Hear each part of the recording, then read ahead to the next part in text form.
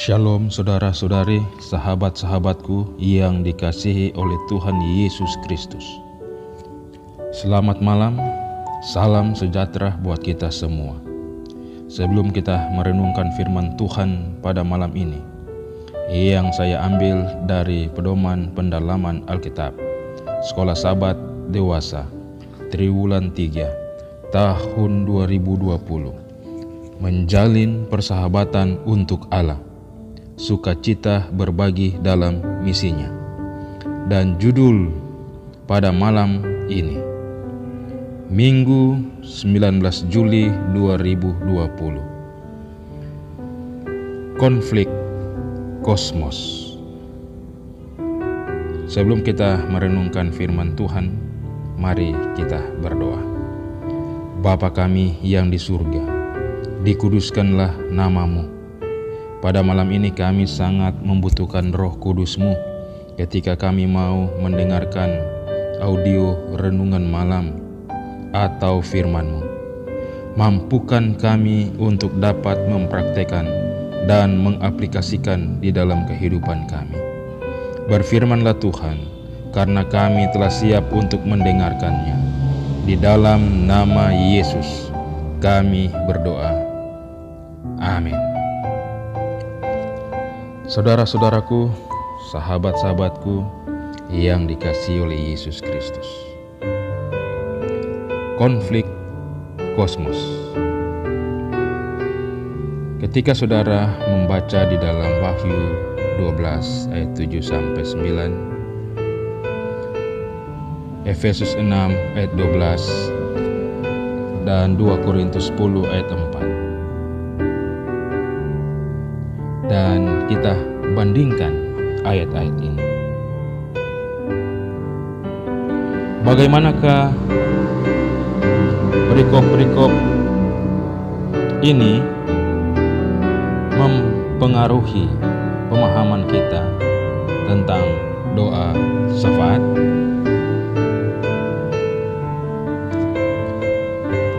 Alkitab mengangkat tabir antara dunia yang terlihat dan yang tidak terlihat. Ada pergumulan antara yang baik dan yang jahat, antara kekuatan, kebenaran, dan kekuatan kegelapan, antara Kristus dan iblis. Dalam konflik kosmos ini, Allah menghormati kebebasan manusia. Dia tidak akan pernah memanipulasi keinginan atau memaksa hati nurani. Dia mengirimkan Roh Kudus-Nya untuk menginsafkan pria dan wanita akan kebenaran ilahi. Saudara bisa baca itu di dalam Yohanes 16 ayat 7 dan 8. Saudara-saudaraku, sahabat-sahabatku yang dikasihi oleh Yesus Kristus. Malaikat surgawi memasuki medan pertempuran untuk mempengaruhi orang-orang untuk selamanya. Ibrani 1 ayat 14. Allah juga mengatur segala sesuatu dalam kehidupan manusia untuk menuntun mereka kepadanya. Saudara-saudaraku, sahabat-sahabatku, pada malam hari ini yang berada di rumah atau di mana saja berada, apa yang Allah tidak akan lakukan adalah memaksa hati nurani. Kekuatan itu bertentangan dengan kerajaan Allah. Pemaksaan merupakan hal yang asing bagi asas kasih, yang merupakan dasar dari pemerintahannya. Disinilah doa begitu penting. Meskipun Allah melakukan segala yang Dia bisa lakukan untuk menjangkau orang-orang sebelum kita berdoa.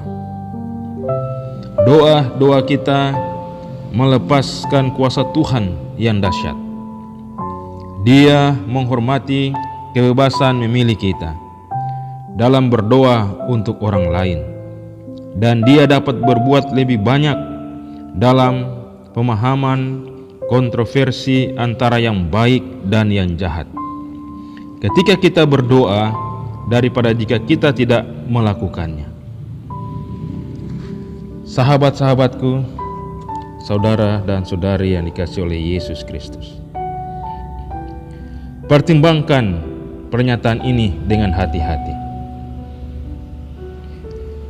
Di dalam buku Ellen G. White, Alpha dan Omega, jilid 8, halaman 352, adalah bagian dari rencana Allah untuk mengurniakan kepada kita dalam jawaban kepada doa iman kita yang Ia tidak akan berikan jika kita tidak memintanya. Dalam pertentangan besar antara yang baik dan yang jahat, doa membuat perbedaan. Ketika kita berdoa untuk seseorang yang tidak mengenal Kristus, itu membuka saluran berkat ilahi mengalir ke dalam kehidupan mereka. Tuhan menghormati pilihan kita untuk berdoa bagi mereka dan bekerja bahkan lebih berkuasa untuk mereka.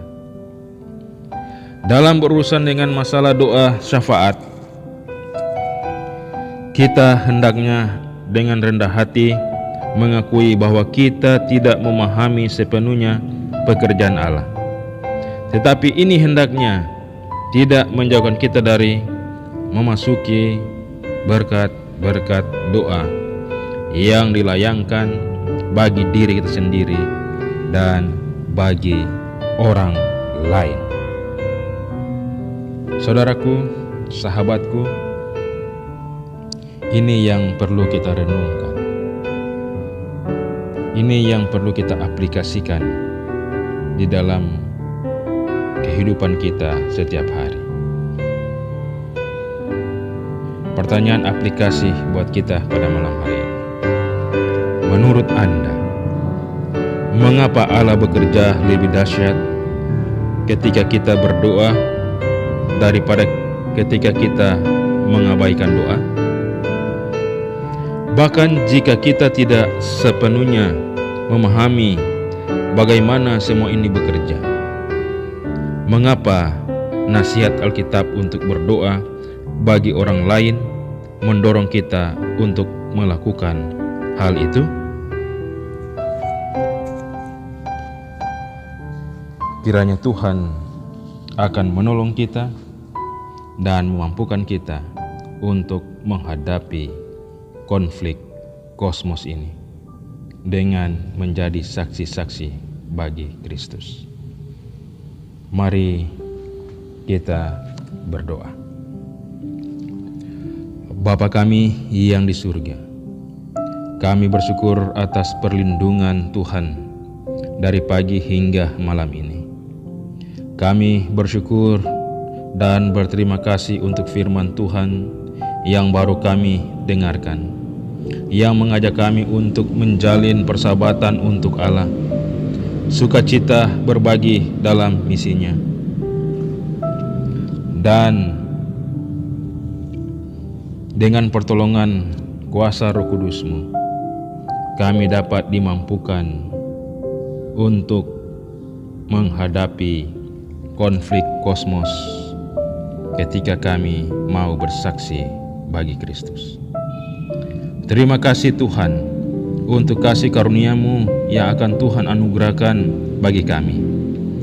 Pada malam ini kami doakan khusus bagi saudara, saudari, sahabat-sahabat kami bersama keluarga mereka yang sudah mendengarkan audio renungan malam pada malam hari ini. Kiranya Tuhan Yesus senantiasa memberikan kesehatan, keselamatan, kesejahteraan, serta kesuksesan dalam pendidikan, pekerjaan, pelayanan, serta perlindungan, dan akan diberkati di dalam segala hal.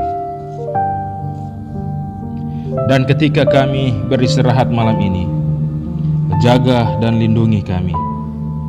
Berikan tidur yang nyenyak, dan bangunkan besok pagi dengan tubuh yang sehat dan diberkati oleh Tuhan. Inilah doa dan permohonan kami. Di dalam nama Yesus, Tuhan adalah Juru Selamat kami. Amin. Kiranya damai sejahtera dan kasih karunia Tuhan Yesus yang melimpah-limpah akan menyertai kita semua dari malam ini sampai Maranatha. Sampai bertemu di dalam renungan malam selanjutnya. Selamat malam dan Tuhan Yesus memberkati.